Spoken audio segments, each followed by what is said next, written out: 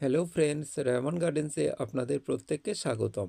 আশা করছি আপনারা প্রত্যেকে সুস্থ আছেন। আপনাদের সুস্থতা কামনা করে আজকের ভিডিওটা শুরু করছি।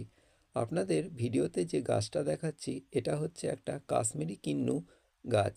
এই গাছটা বিশেষ করে প্রচুর পরিমাণে ফল দিতে সক্ষম, আর এটা খেতেও কিন্তু সুমিষ্ট, আর আকারও খুব যে ছোট তা কিন্তু নয়। এই চারা গাছটা আমি কিনেছিলাম বনগাঁর একটা নার্সারি থেকে।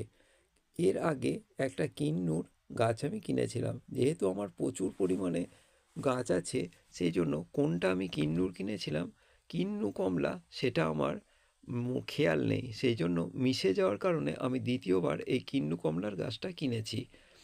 এই কিন্নু কমলার স্বাদ কিন্তু অসাধারণ।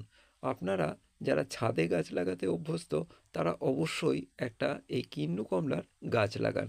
কিন্নু কমলার কিন্তু প্রচুর পরিমাণে ফলন হয়, যেটা ছাদ বাগানিরা প্রচণ্ড পরিমাণে ভালোবাসে। দেখতেও সুন্দর হয় আর খেতেও ভালো লাগে, আর সুমিষ্ট বলে এর চাহিদাও কিন্তু প্রচুর। আপনারা যদি এই কিন্নু কমলার গাছটা খুব বেশি বড় টব লাগবে না, মোটামুটি টবে লাগান, তাহলেও কিন্তু এই কিন্নু কমলা ফল দিতে সক্ষম। আর যদি বছর বছর আপনারা টব চেঞ্জ করেন তাহলে তো এর ফলনের বাহার দেখলে আপনাদের অবাক হতে হবে। কারণ সামান্য 20 লিটার জলের ড্রামে যদি আপনারা এই কিন্নু কমলার চারা প্রতিস্থাপন করেন তাহলে এরা প্রচুর পরিমাণে ফল দেবে। আর সামনে সঙ্গে এই কমলাটা প্রত্যেক বছর হয়ে থাকে। সেই জন্য এই কিন্নু কমলার চাহিদা আমাদের দিনে দিনে বেড়েই চলেছে।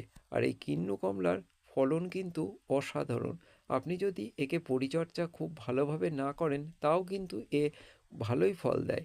আর যারা আমরা গাছ লাগিয়ে পরিচর্যা করতে ভালোবাসি তাদের ক্ষেত্রে এটা আরও দ্বিগুণ উৎসাহ দিয়ে ফল দেবে।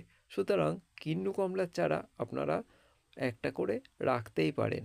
আর যারা চাষ করবে বলে মনে করছেন তারা কিন্তু কিন্নু কমলার চারা লাগালে প্রচুর পরিমাণ লাভবান হবেন। এরা ফল দিতেও সক্ষম, আর প্রত্যেক বছরও দেয়, আর ফলের চাহিদাও ভালো, আর সাইজও ভালো, আর খেতেও সুমিষ্ট। সেই জন্য তাদের আর পিছনে ফিরে তাকাতে হবে না। তাই কিন্নু কমলার দিকে আপনারা একটু নজর দিন। আর আমার ছাদ বাগানি বন্ধুদের অনুরোধ করব অবশ্যই যেন একটা করে অন্তত লাগান।